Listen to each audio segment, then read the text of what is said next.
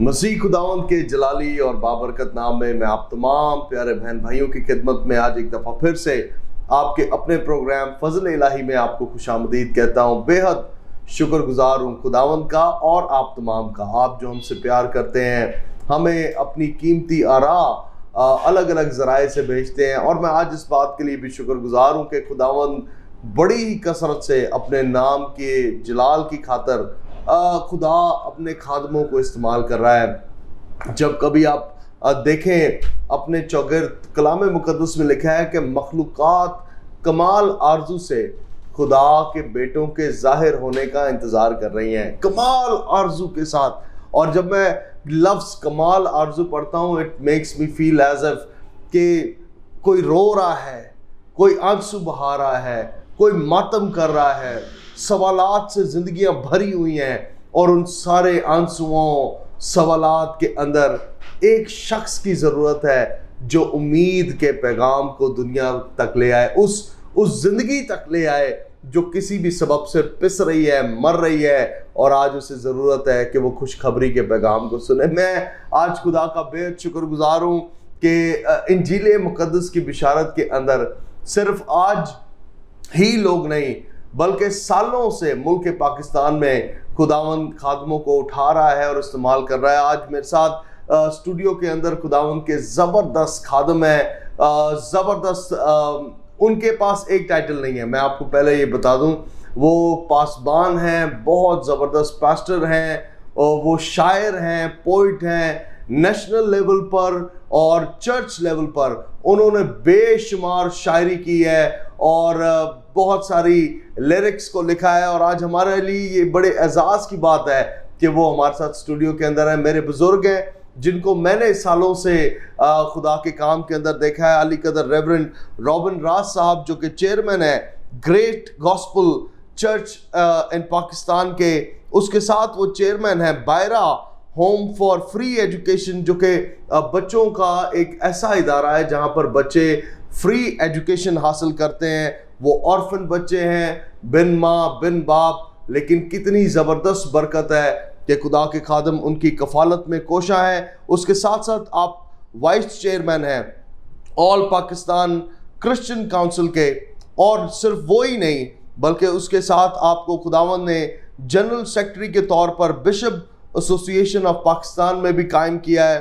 اس کے ساتھ جیسا میں نے آپ کو بتایا کہ وہ قومی اور چرچ لیول پر بہت زبردست شاعر ہیں، پوئٹ ہیں، اور صرف یہی نہیں بلکہ آپ کو یہ بھی اعزاز حاصل ہے کہ human rights commission, government of Sindh minority affair committee کے آپ ممبر بھی ہیں، اور خدا کا شکر ہے کہ خدا نے انہیں اتنی پرومیننٹ فگر بنا کر ہمارے ملک میں ہماری برکت کے لیے رکھا ہے۔ میں ان سے گزرے روز بات کر رہا تھا کہ میں انہیں اس وقت سے دیکھ رہا ہوں جب میرے دادا جو کہ ایک پاسبان تھے وہ حیات کے اندر تھے، اور ہم نے ان کی خدمات کو دیکھا ہے۔ So it's such a wonderful honour, privilege for me کہ وہ میرے ساتھ آج اسٹوڈیو میں اور میرے سیٹ پر موجود ہیں۔ بھائی صاحب تھینک یو ویری مچ آپ کے ٹائم کے لیے، اینڈ تھینک یو کہ آپ آئے ہیں، میرے لیے بڑی برکت کی بات ہے۔ سب سے پہلے میں پوچھنا چاہتا ہوں آپ کی طبیعت کیسی ہے، چرچ کیسا ہے، اور کیا ان دنوں میں ہو رہا ہے؟ میں بہت خوش ہوں۔ سب سے پہلے تو میں آپ کا، خدا کے خادم ہیں آپ کا، اور پھر گریس نیٹ ورک کا نہایت شکر گزار ہوں کہ آپ نے مجھے آج اپنے اسٹوڈیو میں بلایا تاکہ ہم مل کر خداوند کے نام کو جلال دیں۔ خداوند مجھے بڑا استعمال کر رہا ہے، چرچ بڑا ایکٹیو ہے، میری ٹیم، یوتھ ٹیم، بہنوں کی رفاقت خواتین، اور اسی طرح خدا کا شکر ہے مجھے خدا نے جو فیلوشپ دی، جو چرچ دیا، وہ ملک پاکستان میں اس کی برانچز ہیں، اور خداوند ہمیں اپنے جلال، خوشخبری اور روحوں کی نجات کے لیے کثرت کے ساتھ استعمال کر رہا ہے۔ اور یہ صرف کوئی ایسی بات نہیں ہے جو بھائی صاحب اپنی زبانی کہہ رہے ہیں، میں نے آپ کی خدمت کو دیکھا ہے، اینڈ بہت ہی بابرکت خدمت ہے، اور خاص کر کے جب بھی میں آپ کو دیکھتا ہوں یا خدمت کے بارے میں سنتا ہوں، بالخصوص ایک عنصر جو آپ کی طویل خدمت کے اندر ہے وہ بائرہ ہوم ہے جو کہ بچوں کی کفالت کر رہا ہے، اس کے بارے میں میں ضرور چاہتا ہوں کہ کچھ بتائیں ہمیں۔ بھائی جی خداوند کا شکر ہے کہ یہ جو خدا نے مجھے خدمت سونپی، میں اگر اس کی طویل ایک ہسٹری ہے، لیکن میں تھوڑا سا بتاؤں تو یہ میرے دل کی آواز تھی، میرے دل کا ایک بوجھ تھا جو میں ہلکا کرنا چاہتا تھا. اور یہ میں نے کیوں شروع کیا، ایک لمبی کہانی ہے، لیکن میں 2 سال کا تھا کہ میری والدہ فوت ہو گئیں، اور اس وقت سے لے کر میرے دل میں یہ بوجھ تھا. پھر میں 5ویں کلاس میں پڑھ رہا تھا کہ میرے والد محترم فوت ہو گئے، وہ اس جہاں سے کوچ کر گئے.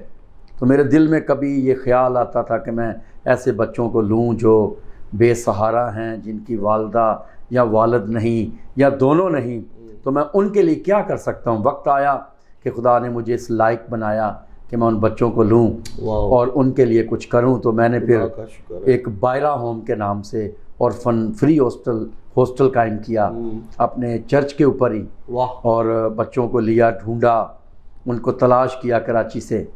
اور شکر ہے اس وقت میرے اس بائرہ ہوم ہاسٹل میں سے 3 بچے جو ہیں وہ میٹرک کے ایگزام دے چکے ہیں، اور خدا نے بڑی فتح بخشی ہے. یہ کتنی زبردست بات ہے بھائی صاحب، کسی بچے کو اس عمر میں لینا جب وہ کچھ بھی نہ ہو، بالکل نونہاد ہو جی، یا پھر اس عمر سے تھوڑا سا بڑا ہو، اور اسے اس مقام پر لے آنا کہ وہ میٹرک کے ایگزام، اور آئی بلیو کہ تھوڑے ہی سالوں میں وہ اپنے پیروں پر کھڑے ہوں گے. ایک ایسی نا امید زندگی جس کے لیے کہیں پر کوئی جواب نہیں تھا، آپ اس کے لیے جواب کا سبب بنے ہیں، وہ جواب آپ بنے ہیں. تو یہ کتنی بڑی برکت ہے. I believe it's an honour, یہ خدا کی طرف سے خدا نے آپ کو آنر کیا ہے، خدا کا شکر ہو. بھائی صاحب اتنے سالوں سے میں نے جیسا کہا کہ آپ خدمت کر رہے ہیں اور بڑی زبردست خدمت کر رہے ہیں. پلیز ہمیں کچھ بتائیں کہ آغاز آپ کا کہاں سے ہوا، کس طرح سے خداوند نے آپ کو بلایا ہے اس کام کے لیے؟ میں خدا کا شکر کرتا ہوں کہ جب میں بہت ہی چھوٹا تھا، میں جس طرح بتا رہا ہوں کہ میں نے خداوند یسوع مسیح کو اپنی 13-14 سال کی عمر میں نجات دہندہ قبول کیا.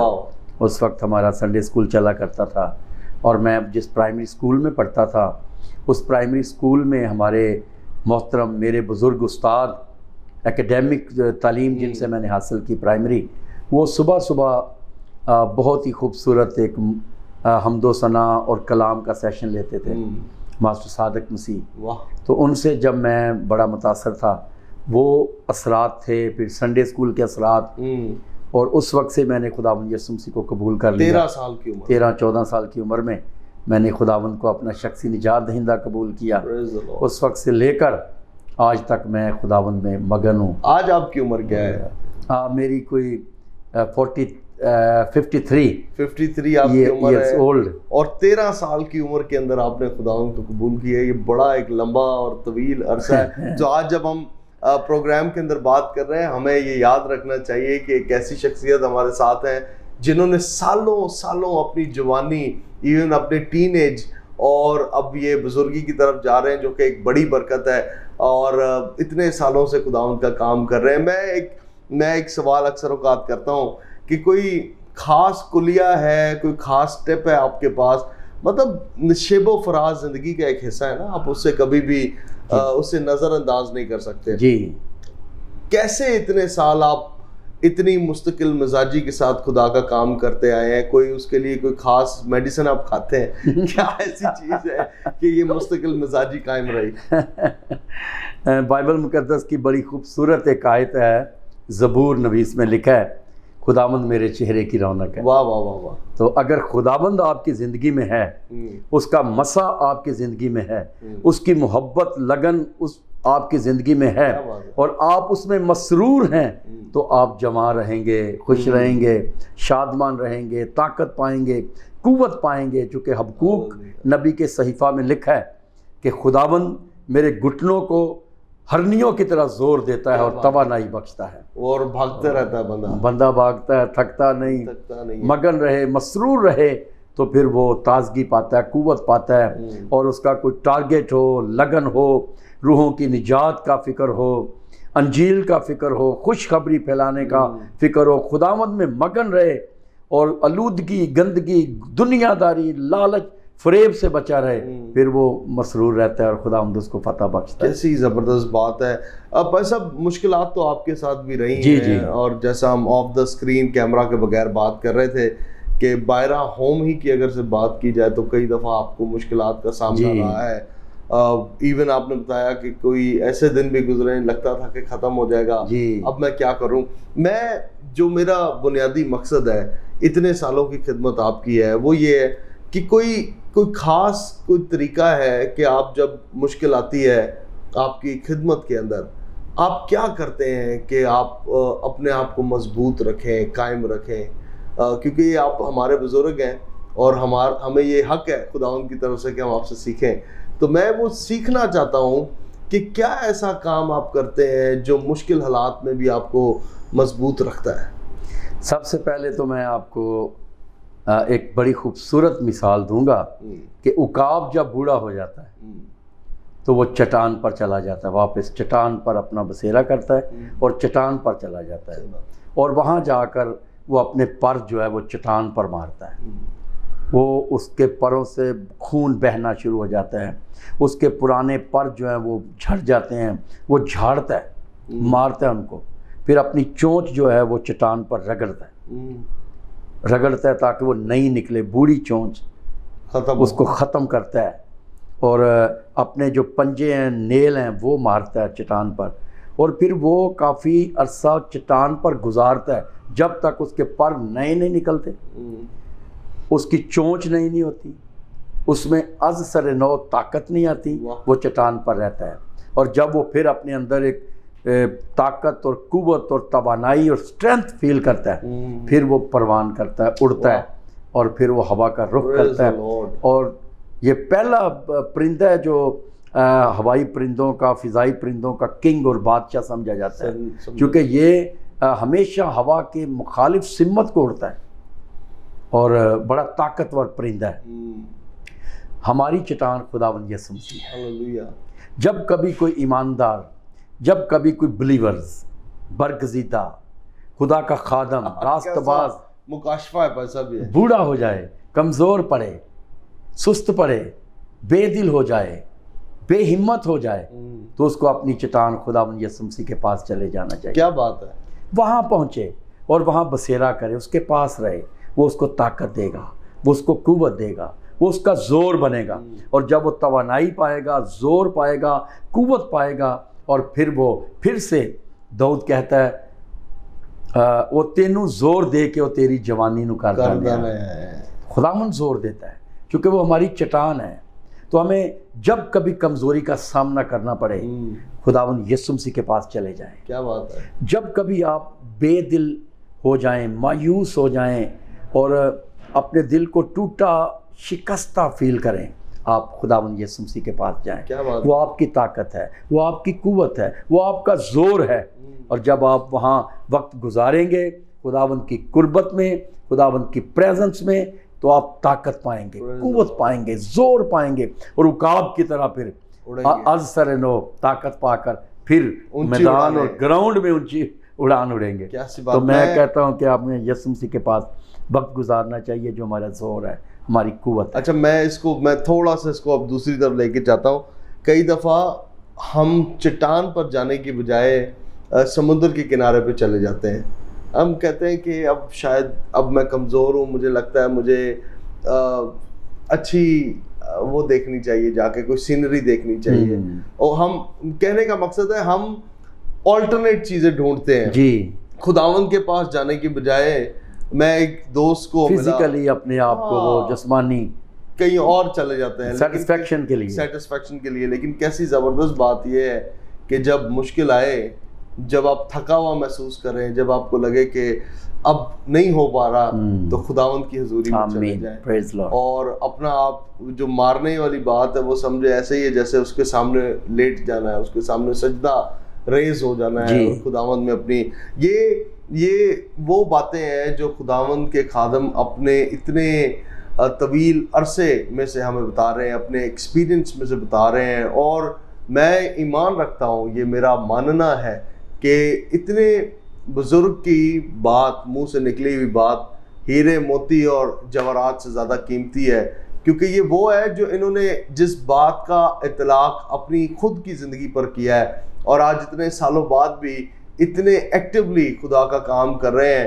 میں آپ کو ایک بات بتاؤں, جتنا دور پادری صاحب اس اسٹوڈیو سے رہتے ہیں وہاں سے یہاں آنا ہی ایک اپنے آپ میں ایک بہادری والی بات ہے. بھائی صاحب میں شکر گزار ہوں کہ آپ نے اتنا ڈسٹینس کور کیا ہے, لیکن آنا ہی. لیکن دیکھیں میں یہ سوچ رہا تھا کہ کیسا جذبہ آج بھی خداوند نے آپ کے اندر زندہ رکھا ہے خدمت کا. آج کوئی نوجوانوں کے لیے کوئی خاص بات ہے؟ آپ کے پیچھے ایک لمبی وہ ہے لائن ہے, قطار ہے جو خدمت میں ہے, آ رہی ہے اور آنے والی ہے. میری یہ دعا ہے کہ بہت سارے نوجوان خدمت کے لیے کھڑے ہو رہے ہیں اور ہوں گے بھی, کچھ ہماری حیات میں, کچھ ہماری حیات کے بعد. لیکن کیا ایسا کوئی خاص مشورہ ہے, گولڈن ورڈز آپ کے پاس خدا کے کلام میں سے ہیں جو کسی کی مدد کر سکتے ہیں کہ وہ خدمت میں میسر ہو اور فروٹفل ہو, پروڈکٹیو ہو, پھلدار ہو؟ کیا ہے کوئی ایسی کوئی خاص بات؟ پیارے بھائی خدا کے خادم دانش پیٹر صاحب, میں آج کے نوجوانوں کو جب دیکھتا ہوں تو میرا دل بڑا افسردہ سا ہو جاتا ہے ان کی حالت دیکھ کر. چونکہ مجھے پھر وہ نوح کی کتاب کی ایک بات یاد آتی ہے کہ ہیکل کے پتھر گلی کوچوں میں پڑے, اور یہ ہیکل کے پتھر نوجوان ہیں جو گلی کوچوں میں, نشوں میں, بری علت, جبلت اور عادتوں میں پڑے ہوئے ہیں اور اپنی زندگی کو تباہ کر رہے ہیں. نشوں میں نت نیا نشہ نکلتا ہے جو نوجوان اس کا عادی ہو چکا ہے, اپنا ٹائم برباد کر رہا ہے, اپنا وقت برباد کر رہا ہے. اور جب تک ہماری قوم کے نوجوان تعلیم کی طرف راغب نہیں ہوں گے, خدا کی قربت کی طرف نہیں راغب ہوں گے, وہ تباہی سے بچ نہیں سکتے. کیا بات ہے, بربادی سے بچ نہیں سکتے. آج گناہ قدم قدم پر دبکا بیٹھا ہے اور قائن کی طرح مشتاق ہے ہر نوجوان کا. ہمیں بڑا خبردار رہنا ہے. یہ ایک اسپرچول وارفیئر ہے, ایک جنگ لگی ہوئی ہے. آج کا نوجوان قدم قدم پر خواہشات اور جسمانی رغبتیں اسے اپنی طرف کھینچتی ہیں. اس کے قدم قدم پر گام گام پر گناہ ہے اور بڑی مشکل سے اس کا گزر ہو رہا ہے. میں آج کے نوجوانوں کو یہی کہوں گا کہ نوجوانوں, انجیل تمہیں بلاتی ہے, خداوند یسوع مسیح تمہیں بلاتا ہے. اب وقت ہے کہ تم اپنی زندگیوں سے اس کے نام کو جلال دو. تم چراغ ہو اور تمہاری کمریں بندی رہیں اور تمہارے دل کے چراغ جلتے رہیں, اور خداوند یسوع مسیح تمہارا نجات دہندہ ہے. ہمارے لیے وہ ماڈل ہے, ہمارا ہیرو ہے, ہمارا نجات دہندہ ہے. اس نے جوانی میں خدمت کا آغاز کیا, ہم بھی جوانی میں اپنی خدمت کا آغاز کریں. آج کے نوجوان اپنا ٹائم برباد کر رہے ہیں. میں ان کو کہتا ہوں کہ مسیحی کتابیں پڑھا کریں. کتاب ایک اچھا استاد اور دوست ہوتی ہے. کیا بات, آپ کتابیں پڑھیں. چونکہ میں نے جوانی میں, آپ یقین مانیں کہ میری یہ بائبل 1982 کی ہے. جب آپ اسے کھولیں گے تو آپ کو پیدائش کی پہلے باب سے لے کے مکاشفہ کے 22 باب کے اینڈ تک کوئی صفحہ ایسا نہیں ملے گا جس میں میں نے مارک نہیں کیا ہوا. میں نے اس کو بغور نہیں پڑھا, اور پھر 5-4 کتابیں ایک رات میں نے پڑھ دیں. لکھا ہوا اوپر رات کے 4:30 پر یہ کتاب ختم کی, رات کے 3:15 پر یہ کتاب ختم کی. آج کا نوجوان اپنا ٹائم برباد گلی کوچوں میں, گلیوں میں, موڑوں میں, غلط سوسائٹیوں میں, غلط دوستوں میں پڑا ہوا ہے. کوئی کتاب نہیں پڑھتا, کوئی بائبل نہیں پڑھتا, خدا کی قربت میں نہیں آتا. میرا پیغام ہے کہ آج کے نوجوان تعلیم کی طرف راغب ہوں. وہ کورسز کریں, ٹریننگ کریں, تعلیم کو حاصل کریں. چونکہ تعلیم کے بغیر ہماری قوم کی اور چرچز کی حالت بھی تبدیل نہیں ہو سکتی. اگر تعلیم ہمارے پاس ہے, نئی نسل ترقی یافتہ ہے, تعلیم یافتہ ہے, تبھی ہم اپنی قوم کے حقوق کی جنگ لڑ سکتے ہیں اور کچھ حاصل کر سکتے ہیں. ورنہ تعلیم کے بغیر تو کلام مقدس کو سمجھنا بھی مشکل ہے. سچ بات ہے. کیونکہ سلیمان بڑی حکمت سے یہ بات کہتا ہے کہ یہ بھی اچھا نہیں کہ روح علم سے خالی رہے. ہماری روح کو علم ہونا چاہیے, اور علم کے بغیر نہ ہم بائبل کو سمجھ سکتے ہیں, نہ ہم ترقی کر سکتے ہیں, نہ ہماری قوم ترقی کر سکتی ہے, نہ ہمارا چرچ ترقی کر سکتا ہے, نہ ہمارا خاندان ترقی کر سکتا ہے. اگر ہم چاہتے ہیں ہمارا خاندان, ہماری پرسنل لائف ترقی کرے, تو پھر ہمیں تعلیم کو حاصل کرنا ہوگا, آگے بڑھنا ہوگا. مجھے ایک بزرگ خدا کے عظیم خادم کی ایک بات بڑی یاد آئی. اس نے کہا کہ آج کے نوجوان خادم اور پادری کے ہاتھ میں جو نوجوان ہیں، ایک ہاتھ میں بائبل اور ایک ہاتھ میں اخبار ہونی چاہیے. کیا بات ہے، واہ واہ واہ. وہ حالات سے بھی واقف ہو اور کلام سے بھی واقف ہو، تب ہماری زندگی میں ترقی آئے گی، ورنہ نہیں. مجھے بڑی خوشی ہوئی ہے کہ آپ بزرگ ہیں اور خدا کا شکر ہے اس کے لیے، لیکن آپ کے منہ سے یہ بات سننا یہ ایک میرے لیے ویلیویبل بات ہے. اور کیوں کہہ رہا ہوں؟ کیونکہ میں نے بہت دفعہ بارہا لوگوں کی زبانی، پاسٹرز کی زبانی میں نے یہ بات سنی، جو کہ بڑی خطرناک بات ہے. میں اس کو یوں کہنا چاہتا ہوں کہ قوم کو برباد کر دینے والی بات ہے جب وہ یہ کہتے ہیں کہ ڈگریوں نے ہمیں کچھ نہیں دینا، آؤ غیر زبانوں میں دعائیں کریں.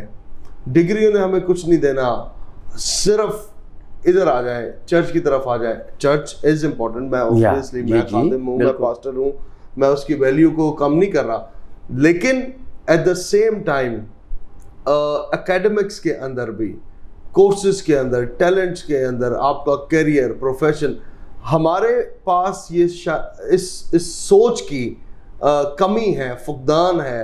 اور آئی بلیو کہ as a church leaders, as قائدین، ہماری اولین ذمہ داری ہے کہ ہم اپنے بچوں کو تیار کریں اس کام کے لیے بھی، کہ وہ پڑھیں لکھیں اور گلی اور موڑوں میں سے نکل کر کیریئرز کو سیکھ کریں، پروفیشنز کو بلڈ کریں اور خداوند کی قربت میں رہیں. آمین. میں آپ کو بتاؤں، میں پچھلے روز ایک نوجوان سے ملا، میرا دل آنسوؤں سے رونا شروع ہو گیا.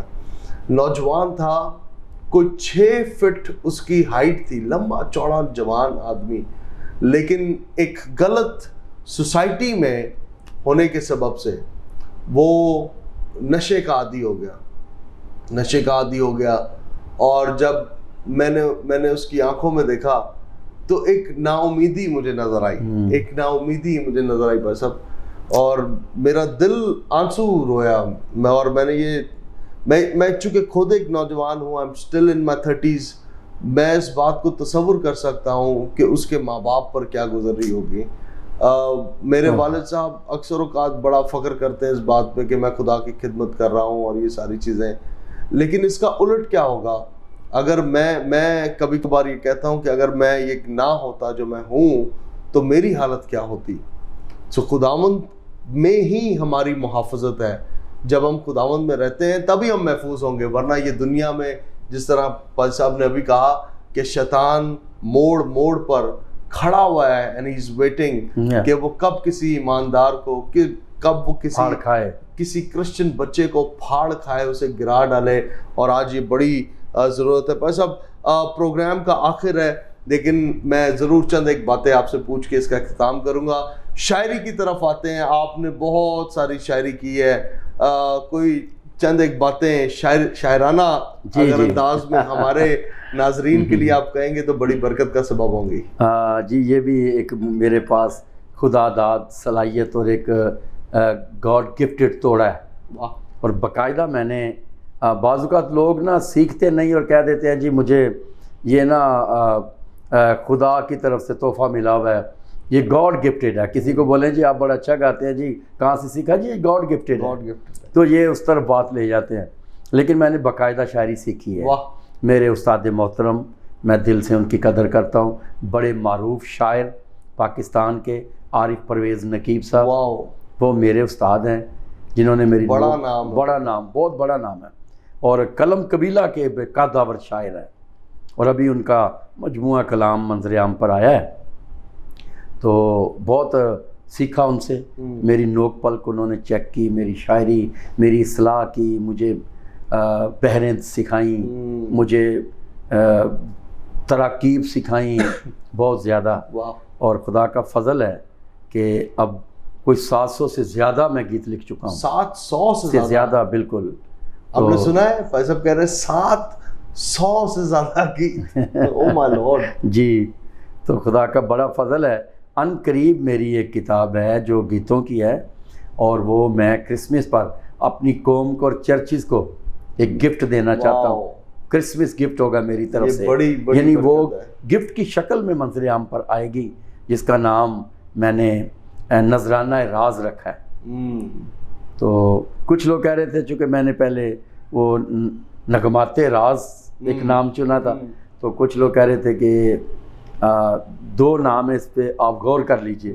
تو نام تو کوئی بھی ہو سکتا ہے، لیکن بہت جلد 250 گیتوں کی کتاب منظر عام پر آئے گی۔ یہ بڑی برکت ہے، اور خدا کا شکر ہے کہ آپ کے پاکستان کے صف اول کے جو گلوکار ہیں انہوں نے میرے اس شاعری کو گایا ہے۔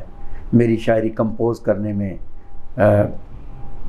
پرویز ڈیوڈ غوری صاحب کا بڑا ہاتھ ہے، نڈا خان صاحب عرف نڈا خان صاحب، تو بڑا انہوں نے کمپوز کیا بڑے بڑے گلوکاروں سے، نامور گلوکار غلام عباس خان صاحب، محمد علی خان صاحب، انور رفیع صاحب، ترنم ناز، نصیب اللال، نورا لال، ہمیرا چنا، افشاں میڈم نے بھی میرے گیت گائے ہیں۔ کیا بات ہے، تو خدا کا شکر ہے کہ کوئی بھائی صاحب کوئی شاعری کوئی ہمیں بھی سنا دے، کوئی تھوڑی سی جو ہماری روحوں کو بھی شاد کر دے۔